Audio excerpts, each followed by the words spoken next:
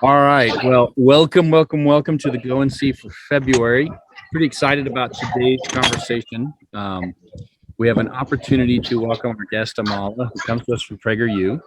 And Amala, just to give you some backdrop, this is the Youth Champions Program. So the students that participate in this program work with us from September until the end of April. We let them off just before finals. They volunteer their time. They're coming out every week for an hour. And then once a month, we do one of these go and see events where we bring everyone together and we try and share just big ideas. We expose them to new businesses, new, places to work, new colleges, anything that helps them make better determinations about where they want to go, what they want to do, how they want to get there, right? So it's kind of an exciting program. So what you're looking at in this crowd are mostly juniors and seniors. We have a couple sophomores, and we do have a ton of these young students are college bound. Last year, of our 32 seniors, we had 32 four-year university acceptance letters. We got into schools like Dartmouth, USC, UCLA, UC Riverside, UC Irvine. So all very, very good schools. Some first generation in the group, like our good friend Jackie from Altamed was first generation college student. Amazing. Congrats. But just sharp people. And then they volunteer to have an opportunity to do these conversations. So this is fun. And what you guys are getting this week, we're going to talk to Amala. So I'm going to get out of the way, but I want to throw back to September, October when we talked about virtues. And the first thing we covered when we talked about virtues was the idea of the biases that affect your ability to orient or to see the world around you. And there are a couple biases that can get in your way. And one of them is the framing bias. And when we find ourselves looking through a picture frame, right? So like right now, my little head is like trapped in a picture frame. There's clearly stuff going on outside this frame of the Zoom call, but you can't see it. And so what we fixate on are the things that we can see. And so when we see something inside the picture that looks scary or threatening or goofy or laughable, we often make decisions based on what's in the frame. But if we have the ability to back up a little bit and show more of the world around us, we can make better decisions. We can be better informed. And, ultimately, you'll find yourself more successful in business and in life. And that's kind of the discussion that we wanted to have today. So as always, if you have questions, type them in the chat bar. We will get to all of them. If you don't want to put them in the chat for everybody, put them in the chat for Jackie or myself. You can send us to a direct message, and then we'll just say a student. And then I did get a couple emails last night, so we will also use those to kind of kick us off. But first, Amala, thank you for joining us. And I'll stop. I want to hear what you have to say. Awesome. Well, first of all, thank you so much for hosting me, and thank you so much for putting this together. It's a pleasure to be here. For those of you who don't know me, my name is Amala Ekpunobi. I work for Prager University as a quote personality, whatever that means. But as far as my day-to-day, what I do is I make videos talking about social issues and politics from my perspective. And it's a perspective that is always shifting and changing and is kind of foundational to how I got where I am and how I got to what I'm doing. I'm 21 years old at the moment and just started doing this particular job about a year ago now. So we hit the ground running, and we've been doing this for a little bit now, and I'm finally getting my footing here. But the people that I like to speak to most are groups like this, people who maybe have heard a certain narrative about what it means to be someone like me, and to sort of challenge that narrative. So if at any point while I'm talking, you have something you want to challenge or question, or just something that you're curious about, please put it in the chat, because that's what I love to discuss, and that's what I love to talk about. So I came today to talk about a multitude of things. Like Mr. Massey said, the framing bias is something that we'll get to, and something that I was personally affected by for the majority of my life. And I also want to talk about this idea of what it means to be a victim and what it means to be a victor in the way that we look at the world and the way that we look at our place in this world. Also something that I was personally affected by. So I think in order to truly get into that and to share that with you, I have to go through my story and my upbringing and how I got here at 21 years old. So I was born and raised in a small, rural, conservative town in Florida, about population maybe 15,000 people. So one of those towns where everybody knows each other, everybody's in each other's business, and anything that happens in your life, the whole town knows about. So that is how I grew up. And I grew up particularly being a biracial girl who was raised by a single white mother. I don't tend to focus too much on race in the conversations that I have in today's day and age, but it becomes important to this story because of how I was raised, with that being the structure of my household. So my mother, who raised me, my older brother, and my younger sister, happens to be on the political left. She's actually an activist, and that she's dedicated her entire career to activism. So what she does for a living now is she works for a leftist organization in Florida that works on anything from immigration reform to talking about systemic racism or reproductive rights, all things that I'm sure you've heard about and have seen on social media and in the news. So my mom stands on the left perspective of that, and she always has.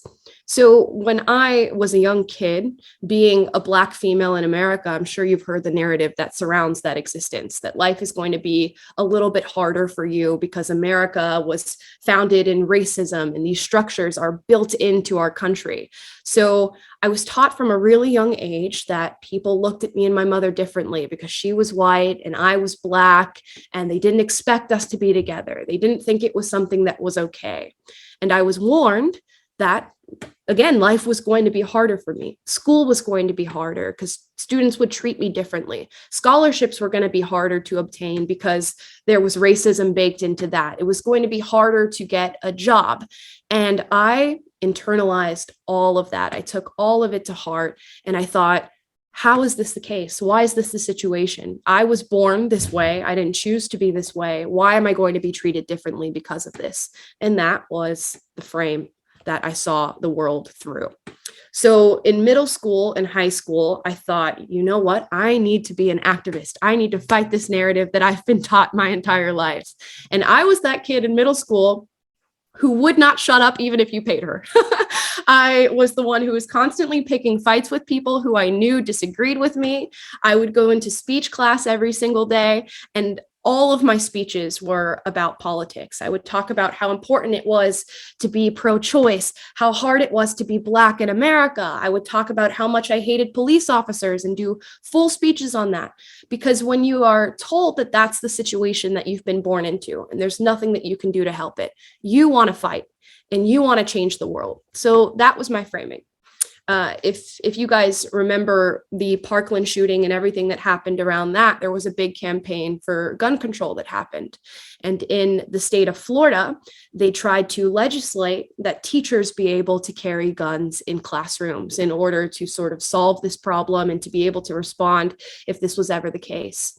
And I went to bat. Of course, being on the political left, I was super anti-gun, anti-Second Amendment. So I started organizing school board protests at a very, very young age. I was getting students to pass out flyers talking about this issues, show up to the school boards and yell at the school board members about the things that they were voting on and the things that they were doing. So there's no better way to describe me in my young age other than an angry activist. That is what I really was.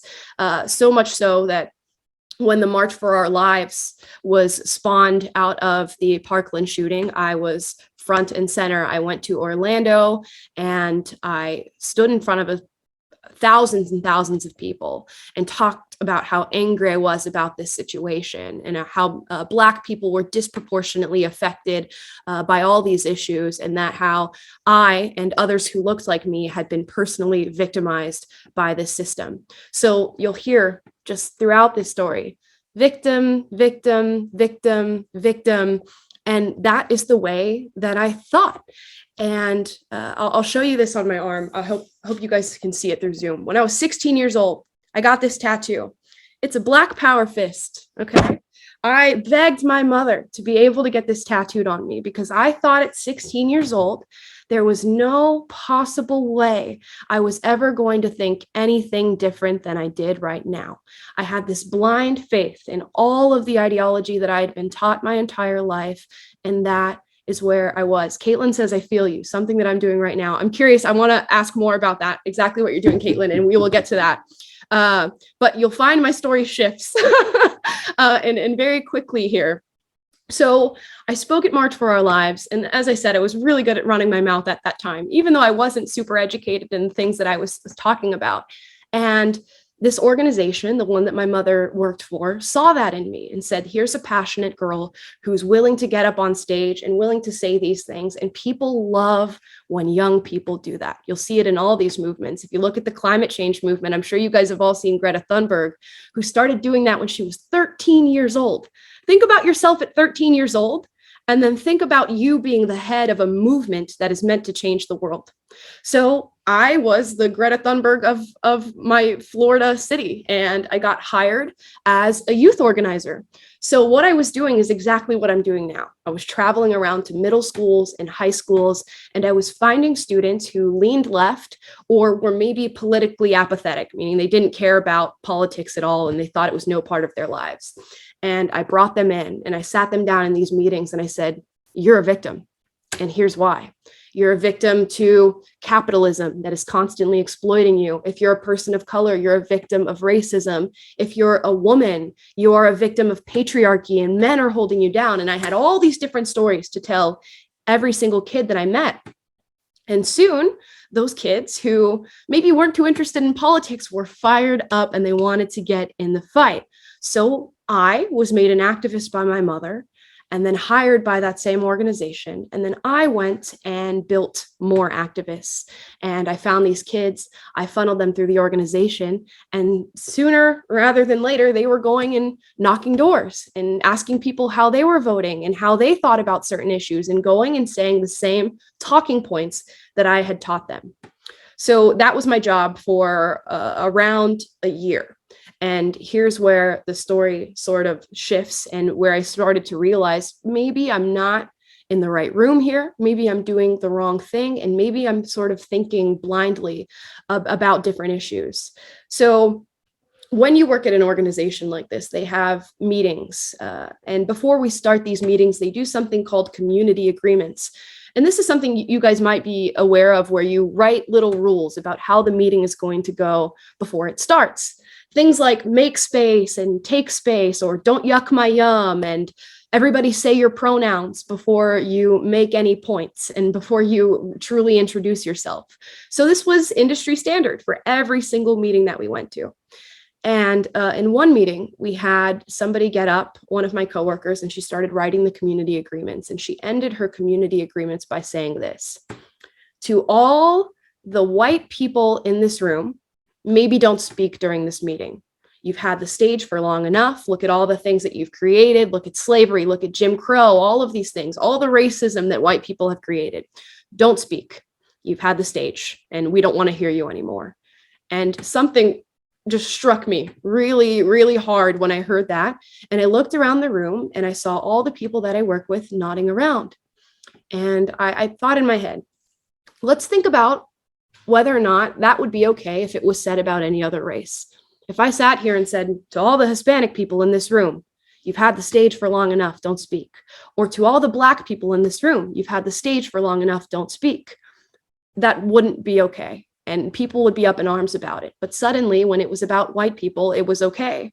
And I continued to go to work. I thought, okay, maybe that's just one person that I disagree with. That's fine. And I would go to work and suddenly I was hearing it all the time. Racism, racism, racism, racism, but toward a group that it's okay to be racist towards, apparently. And I would work from 9 to 5 and then go home to my white family who took care of me my entire life and put me through school and made sure I got a job and made sure that I was happy.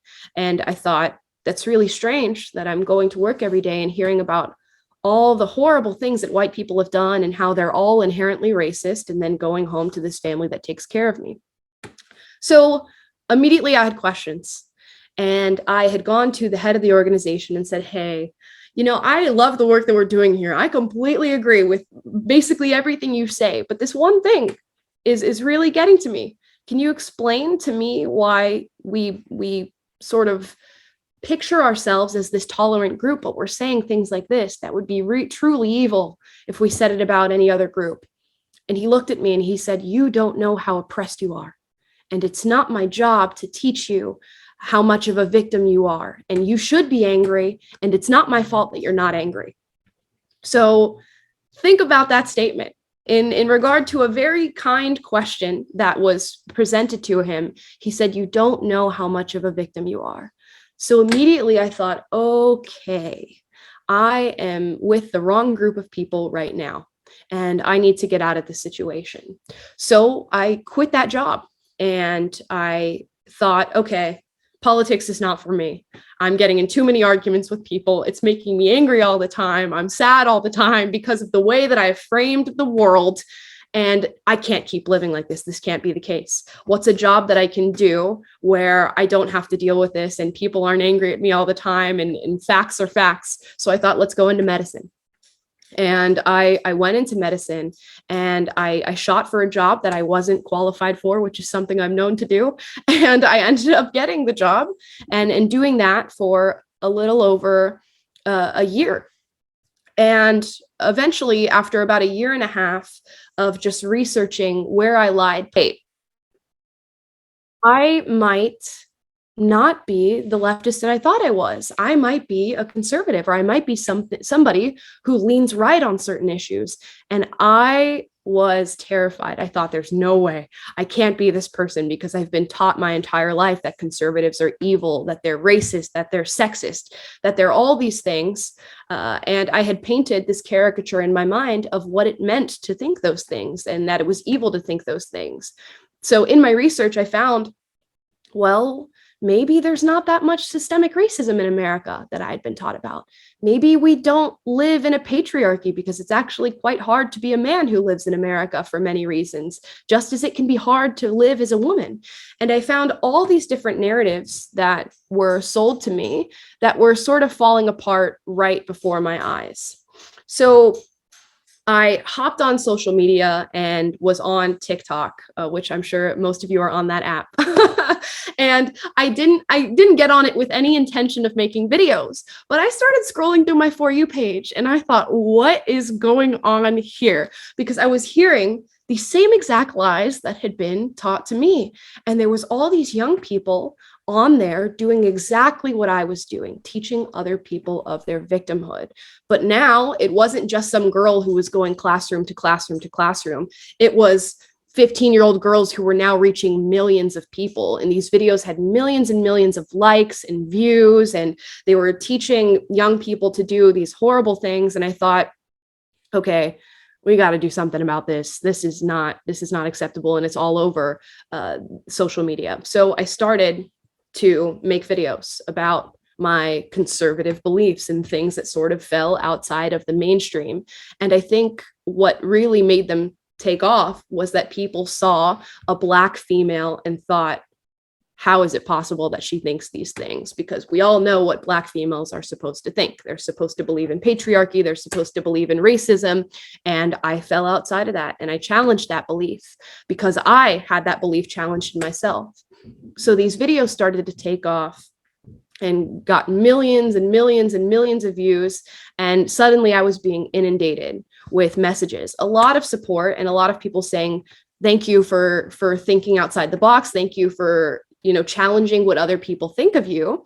And a lot of people saying, I hate you. You're a traitor to your race. You are an Uncle Tom, which is a phrase that a lot of people use to label Black people who choose to step outside of the mainstream. And this is what I was getting inundated with. And I continued to make the videos, and I continued and created. And I got reached out to by an organization by the name of PragerU. And they said, hey, we're seeing your videos. I think it's something that the world needs to be talking about right now. Would you be interested in coming out to LA? So 11 months ago, I flew out to LA to meet everybody at PragerU, and they offered me a job. And within 2 weeks, I had moved over and started doing this full time. So now, here we go. Before we move on, I see there's some questions over here. Let's see. Oh, Mr. Massey, don't yuck my yum. It's kind of like, don't disagree with the things that I say. You hear it a lot, everybody has their own truth. So the idea in these spaces is that I have my own truth, and it shouldn't be challenged because it's what I believe, which is a really dangerous belief to have. You should always be challenged in the beliefs that you have. And if they are correct, your beliefs will get stronger. And if they're incorrect, you just admit, hey, my beliefs are wrong. But instead, we say, don't yuck my yum. Raina, children are educated by what the grown up and not by his talk. Carl Jung. I haven't heard that that particular quote. I'm not sure exactly what he said. It's how we behave, not just the words that we say, right? So that the way we live matters more just than the words we're saying. Right. Absolutely. I think you shared an amazing story. You were taught certain things, and it wasn't all language taught, right? You physically saw actions and a way of being, and that I think sometimes we forget that language is one part of learning. The other part is what we are actually seeing and experiencing, especially when we see our adults, right? The adults around us. Right. And that's a fantastic point, because I was taught by my mother and by social media and by mainstream media that the world was racist and that white people were racist. And that was what I was going to experience in the world. And I grew up in, like I said, a rural, conservative, mostly white area in Florida. If the narrative is true, I was in the hotbed. I was in the worst place you could possibly be as a person who looks like me. Yet my experience did not reflect that at all. But since I had created this framing, or what I like to call a map of meaning, everything fell under that. Every cross look or cross word was somebody being racist towards me. And you'll see that a lot in today's society, of people saying, well, I didn't get the job, so it was racism, or that girl was really mean to me. Racism. And it's an immediate jump that we take, because it's an easy jump to take. It's an easy conclusion to make. And it immediately puts us in the mind space of being the victim of the situation. And we don't have to take responsibility for anything that happens after we say those words. Caitlin asked, question, what are your beliefs? Because from my understanding, you're saying that systemic racism isn't affecting Black people. Let's get into the big topic here, systemic racism. So this is a narrative that I'm sure you all have heard, that the systems and institutions in America are pitted against people of color. It's a narrative that I fail to believe. And I have looked into this extensively because, you know, as I said, I dedicated my life to teaching other people that this narrative was true. And you'll find that when you look into it, it is not true at all. Now, does racism exist?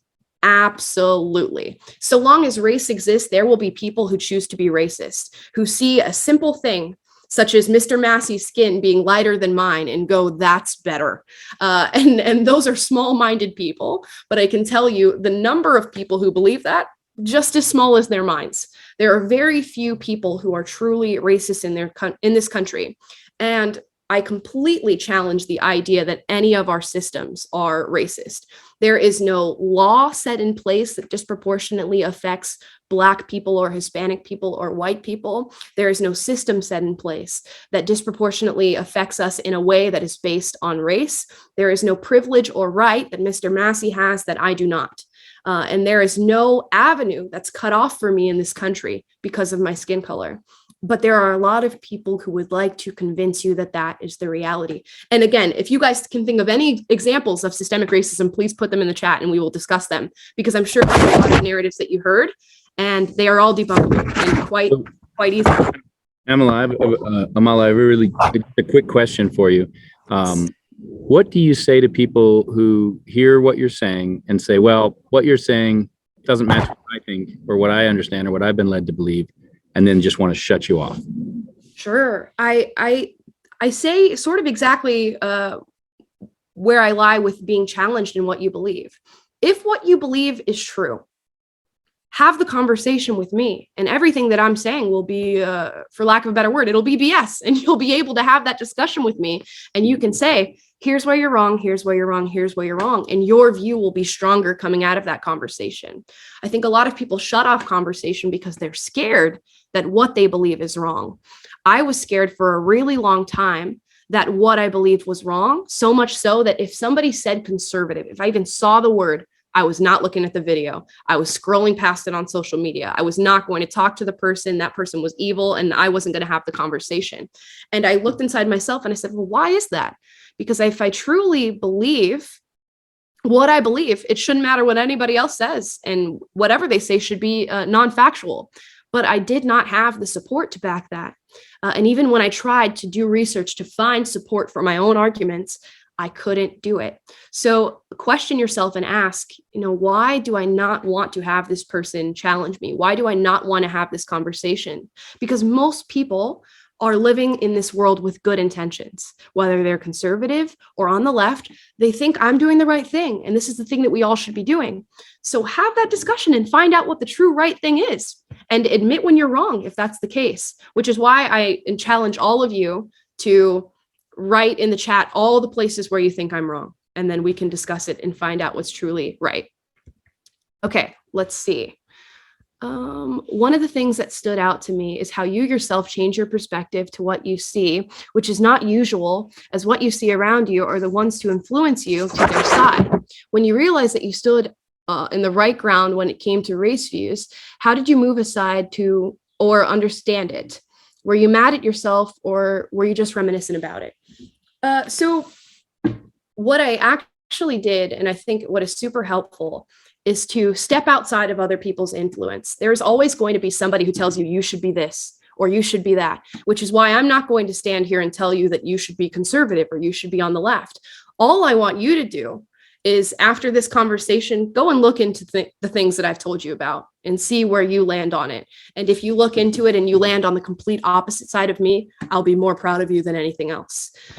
So I really, when I started to question things and think, okay, maybe I'm being lied to, and there are people who lie on both sides, I took the initiative to put myself in a room alone and do my own research, listen to everybody on this side and everybody on that side and see where I lied, because you want to sort of isolate yourself from other people's influences. There's always going to be somebody who wants to influence you in a certain way, and most of the time they benefit from that. And you want to recognize that in people and allow yourself the time to think on your own and to come to your own conclusion. Let's see. Caitlin said, I would love to have a conversation privately. Is there any way for us to set up a conversation? Mr. Massey can give you my email. Absolutely. And we can talk about that. Let's see. Rosario, I had a quick look over your TikTok. Are you against transgender individuals? Let's have another conversation. Okay. So here are my views on this. By no means am I against people who are transgender. I think if you are an adult capable of making your own decisions, and that decision is, I was born a woman and I feel like I'm a man and I want to go through that process, by all means, go through that process. The issue that I take as it pertains to our society is, one, compelling speech, which is telling other people what they can and cannot say, which is fundamentally against our right to freedom of speech in this country. And you'll see a lot of that rhetoric of people telling people what they're meant to think and what they're meant to say. And anytime that I hear anything in that vein, I'm immediately off-put by that idea. My second issue, as far as transgenderism goes, is its effect on children. So now we have in our schools a lot of young children being taught what we would call gender theory, that you may be born in a boy or a girl body and you can switch from that. And now what we're seeing is people who are minors below the adult age, whose brains are not fully developed, being advocated for by people who believe this ideology, and being put on things like puberty blockers and hormone blockers and getting sex reassignment surgery at ages younger than 18, which is quite a amazing thing to be seeing, considering it is completely irreversible. And when you look into these studies on this, most young people who believe that they are transgender or are going through body dysmorphia in some way, shape, or form, 70% of those people end up changing their minds over time. So the issue is that we've looked at transgenderism, which is a real and valid thing to experience in this life, and we've made our own conclusions. And the conclusion that we've made is that because somebody believes they are this, we must immediately affirm that, and we must affirm it medically. And again, I want to stress, it is completely irreversible. If I chose tomorrow to go through this process and I started doing it, after a few months, I would no longer be able to have children. So now we are doing this to young people who are not adults. Those are the issues that I take with that. And when they change their minds, there's no way to reverse it back. So we have to think about the turmoil there. Let's see. Angel says, how do you deal with people who constantly refuse to understand and respect your beliefs? Okay, So this is common for all people, and it's an unfortunate reality that people don't respect your beliefs. And I'll say there's a massive difference between not understanding and not respecting. I will get into any conversation with a person who does not understand my beliefs, because there's so much in this life we don't understand. I could be doing research until I'm 100 years old and I sit on the deathbed and I will never know all the information that the world has to give, but I will try to understand. So if you're having a conversation with somebody who's truly trying to understand what you believe, that is fantastic. And you can take that for as long as you want to or until you get tired. But if somebody doesn't respect what you believe and doesn't want to even try to understand it, that's when maybe we stop having the discussion. And that's how I sort of learned that through social media and seeing, people who would just throw hate at me and throw, curse words and all these things. And I go, well, I'm not going to engage that person. And then other people who would just comment, why do you believe this? Those are the people that you want to engage. And you have to develop a sort of tough skin, especially when you do what I do, because everybody has hate to throw at you. And you'll realize that there are people that are worth giving your time and then people who are not. And as soon as you realize that, you'll be on a better path. Let's see. Nidaleen, I hope I pronounced your name right. Snaps to you, I believe the same. I honestly admire your strength to speak out your beliefs, even though they may be constantly changing. Yes, I love to hear that. I love to hear that. And look at your admission of saying that you believe the same thing as me, which is a really hard thing for young people to do. I meet so many young people who go, girl, I believe exactly what you just said, but I'm so scared to be canceled by my friends, by my family, by my school, all these things. But just be brave and be that person who comes to the table and say, this is what I believe right now. And if you have anything that's going to change what I believe, let's have the conversation and just tell me. So that's fantastic. And thank you so much for the support. Rochelle, let's see. How do you maintain a healthy relationship with your mom despite your difference in beliefs? Okay, this was a rough one for me. And this was a learning curve for me. So when I first, quote, came out as a conservative, which is such a weird thing to say, my mom and I were at each other's throats all the time. So we were constantly fighting. I would come over to her house and I would end up getting kicked out because we would just get into a social issue. And of course, she's so passionate about what she believes because she dedicated her entire career to it. And I'm passionate about what I believe because she raised me and I have her personality characteristics. So it was just like two flames hitting each other for months and months. And finally, we had a discussion and realized, you're going to believe what you're going to believe. You've dedicated your career to that. I'm going to believe what I believe. I've now dedicated my career to that. What is something that we can do with our relationship that makes this work? And we decided that we just really don't talk politics anymore because we know where each other stands on the issues. And if there's something that we truly want to talk about, we'll have that discussion. And we've learned to be calm during that. But for the most part, we just have our mother-daughter relationship outside of that. And I'm closer with my mom now than I've ever been in my life. So it shows you that don't shut people off when you start to hit the hurdles in the conversations that you're having and in your relationship. Try to overcome that. How do you agree to disagree with people? It's almost exactly like what I did with my mother. You look at that person and you go, you know what? I might not agree with you on, I don't know, feminism or whether or not the sky's blue, whatever. And you think, am I getting something else from this person that's more important than that? Am I getting friendship that's more important than that? Am I getting companionship that's more important than that? Am I getting a mother-daughter relationship that's more important than that? And if the answer is yes, you go, hey, there's so many better things that we get out of this relationship than arguments and disagreements. Can we just respect each other's beliefs here and move on from that? And if the answer is no, then maybe that's not the best person to have in your life. But if the answer is yes, and you can both respect each other, then just bury the hatchet and move on with your relationship. So is that it for questions before we move on here for a second? Oh, we got one.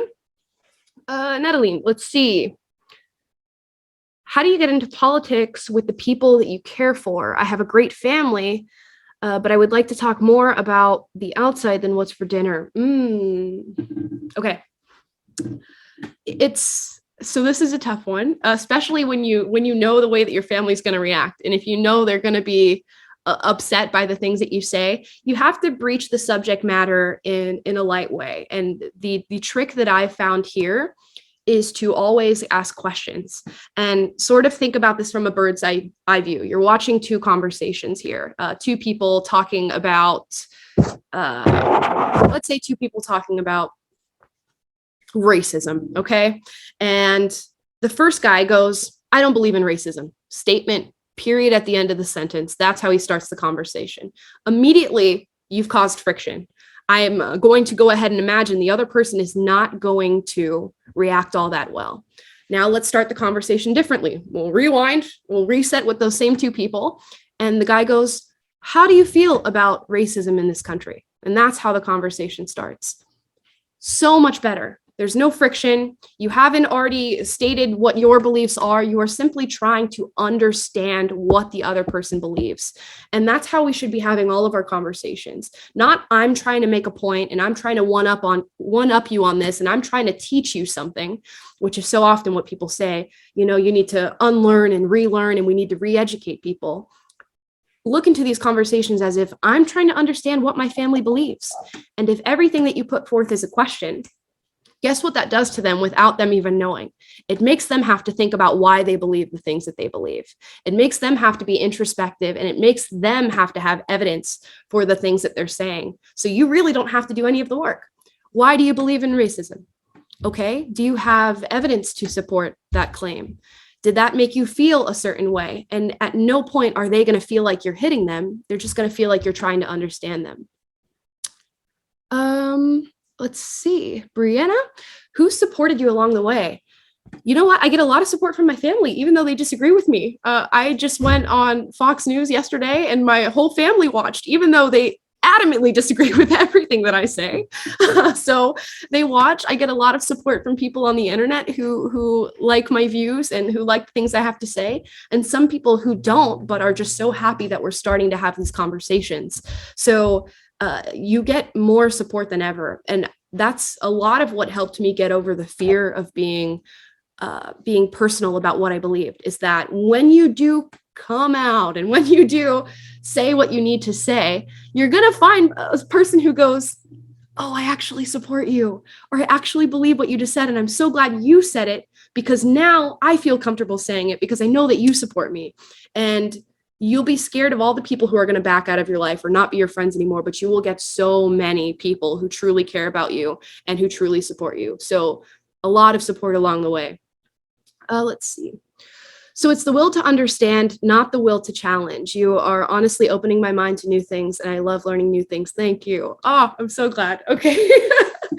You're just making my day over here. Yes, it is understanding rather than challenging. And I think that's a big difference. And something that I learned in my transition from going to the left to the right, or whatever you guys want to say. I'm not really a fan of labels, but at one point, when I was my old self and I was angry and upset about everything, it was because I was trying to control the world. I had recognized all these problems that I saw through my little frame, and I thought, I need to fix that. I need to fix that. And I need other people to believe what I believe. And I need to go and teach them this, and I need to go and change them. And then when I stepped out of that frame and went, oh, wait, the world is way bigger than what I view it as, I wanted to understand the world. So shift your view from wanting to be able to control the world to wanting to be able to understand it, because this is the world that we're living in. We're all here. We're all going through our human experiences. There's very little that is technically under our control except for our own attitudes. So control your attitude, understand the world.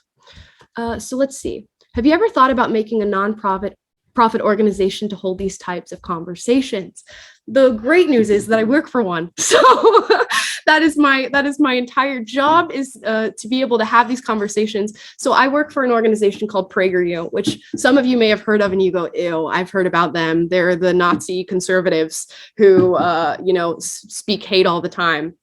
But that's what our organization does. We have these conversations. We make videos about it. I personally have my own show that I do every single day that we invite guests on, that I encourage you guys to watch if you want to know more about what I believe. Again, just watch. Don't take everything that I say as gold. Look into everything yourself. But I think we need to start having more of these conversations. There's a famous man by the name of Jordan Peterson who says that dialogue is the avenue to truth. And right now, what we've done is we've cut off the dialogue. Nobody is having conversations anymore, either because we're scared to have conversations, we're offended by conversations, or we are simply just so put off by how divisive everything is. And if you guys make an active effort in your life to go, you know what, I'm going to start having these conversations, life is going to be so much better. And you're going to understand things so much more. It should be everybody's goal in this life to understand as much of the world as possible before we leave it. So that's what I encourage you all to do. Let's see. If you can change something in the world, what would you change? Many things need to change, in my opinion. Oh, absolutely. So many things need to change. But we can't do so through force. We have to have the discussions. If I could change anything in the world, I would make everybody a little bit more empathetic, I think.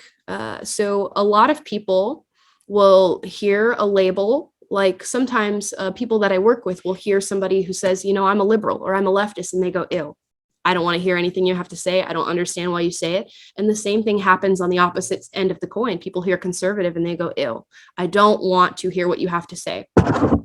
I want everybody to understand that people go through their own human experiences, and your experiences shape you more than anything else. Where you grew up, who you're around, your income, where you got educated, those things shape you more than your race, more than your gender, more than your sexual identity, although people are trying to convince us that it's the opposite. It's truly your experiences that shape you as a person. And we just need to understand that everybody has gone through their own human experiences, and it's stuff that we will never know about. And through those experiences, they've come to their own conclusions. And we need to respect that about people, because nobody's ever going to be able to lead your life and see things the way that you see it. The only thing that we can do is try to articulate why we believe the things that we believe the best we can. So that's what we should all be trying to do. And that should be the goal. See, do you think anger is what motivates many people to speak out? Do you think it affects the message they're getting across? Yes. So many people decide to speak once they've reached a boiling point. You know, they sit and they simmer, and they're angry about certain things, and they see certain things going on, and they go, well, I'm not ready to speak about it. I'm not ready to speak about it. And then it just bottles up and bottles up and bottles up. And then people explode and go, I need to talk about this. And that's when you have the worst conversations. Whenever you start to feel something, just say it. It's what you feel. It's what you think. It's what's happening in that moment. Don't bottle it up and wait till you're angry to say something, because it stops the conversation. You've lost before you've even started, if that's the case. And it does affect the messages that people are putting out. Again, it's a critique that I have of people who are on my side on a lot of these issues, is that they are so angry and they villainize people, and they don't want to understand them, that they just go, no, you're wrong and you're hurting people. Does any of us want to wake up every day to hurt people? No, of course not. Nobody wakes up and you go, no, I have a plan today that's going to hurt Black people, or I have a plan today that's going to hurt white men. No, nobody does that. All of us think we are doing things with the best intentions, and that we are doing things that are good. And once we understand that, oh my gosh, life is just so much better. I love that you talk about the journey of learning and growing. We are not complete. We just have gotten this far so far. Yes. Oh my goodness. Because a lot of people will see you and they see me and they go, well, she's technically in a position of power because she has all these followers and she has her own TV show. What she says must be tried and true. And I'll get people who are adults who reach out to me about situations that they're having in their lives and go, what should I do about this? Because you seem to know. Oh no, I'm a 21-year-old girl. And even when I'm 61 or 81, I'm still going to be learning things. And I'm sure I'm going to look back at myself and go, oh my gosh, I was an idiot. So we are all learning. And I try to make that so clear in all of the videos that I make, that this is how I feel now, guys. With the evidence that I'm given now, this is what I know. Think about how large the world is and how small we are and how much there is to know. And even if you pursued knowledge for the rest of your life after I speak to you today, you just consume knowledge and knowledge, you will never know everything that there is to know. And there are two things that I think people are so afraid of saying right now. One is, I don't know. People would rather make up an answer to a question than say, I don't know. And the second thing is, I was wrong. People are so scared to say, I was wrong, because once you say something nowadays, that's supposed to be how you feel forever. And I'm sure you guys have seen all the cancel culture stuff that's happening right now. Our society is reinforcing that idea, because now we're pulling up tweets that a celebrity put out 6 years ago and saying, well, you said the N-word here, or you made this comment about women. You're canceled for something you said 8 years ago. If anybody took the words that I said 8 years ago and tried to cancel me for them now, they'd be meeting an entirely different person. We have to think about that. So think about that with everything you say. Everything you say is how you feel in this moment. And that's going to change in 2 years. It's going to change in 5 minutes. So think about that when you judge other people too, for the things that they do or the things that they've done, is that's not who that person is now. That person is completely different. They've changed. They've morphed. One more. What's your view on Ben Shapiro? I'm a fan of Ben Shapiro. I like the things he says. I think he's real objective in a lot of ways. He's one of those people that I do think could communicate better. And I think if Ben Shapiro was doing this talk to you guys, I think a lot fewer of you would have questions, because he's one of those people that looks at you and goes, I'm sure of myself and I know exactly what I'm saying and I'm completely right. And I'm going to talk really fast so that you guys know that I am completely right. And you probably wouldn't be as receptive to someone like that. So I think his goal is a little bit different than what your goals should be or what our goals should be. Let's see here. Do you think cancel culture should be canceled itself? Cancel culture? That's interesting. In a lot of ways, yes. And I want to differentiate these two different things. There's canceling somebody, or, getting them fired for something criminal that they've done or something horrible that they've actually done to another person. And we've seen several cases of that. Somebody committing an actual crime against somebody else, and then having the consequences of that and being held accountable for that. And then you have people who have hurt others with their words. So something they've said has offended people, and now they want them fired from their job, or they want their accounts taken off the internet and they want them censored. And think about that, because it can be our immediate idea that because somebody disagrees with me, I want them canceled. And I've been there. I believe that for a really long time. If you ask 17-year-old me, I would go cancel anybody who doesn't believe what I believe and take them off the internet and fire them from their jobs because they're horrible people. But now I look at it and go, again, everybody has separate human experiences and separate ideas, and I need to respect that. I will never lead their lives. We can't cancel people for the things that we say. Who gets to decide what is offensive? That's a massive question. Who gets to decide what is hurtful? Something might hurt me as an individual, but that doesn't mean that I get to decide what people do with their lives and what they are and are not able to say. There will be plenty of evil people in this life who say horrible things that offend us. And trust me, their due comes to them on their own.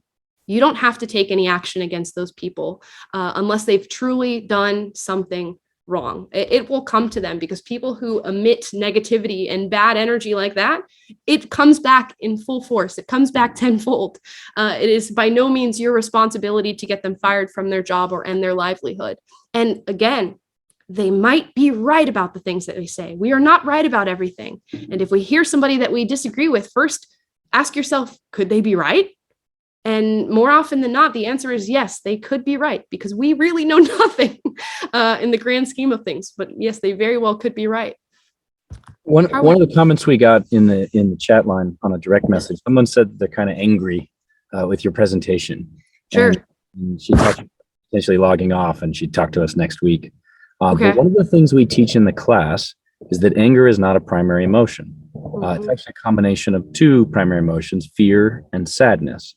So, I mean, I think she's gone now, but what do you say to that? When people come to you and they come to you angry, I love that you said you start with questions. Yes.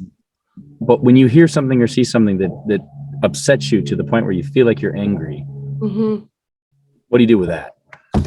Oh, so immediately I asked myself, why does this make me feel angry?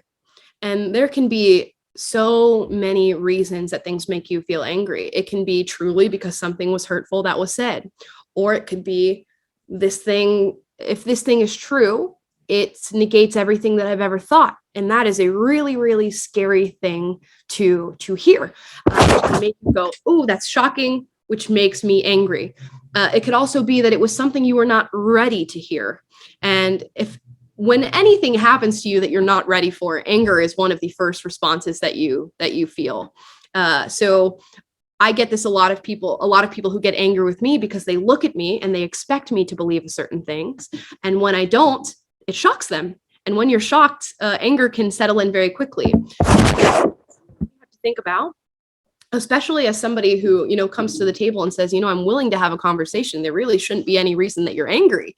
It's how do we view things? And I had sort of written some notes for what I was going to say to you guys. And there's three ways that we can view other people and other ideas.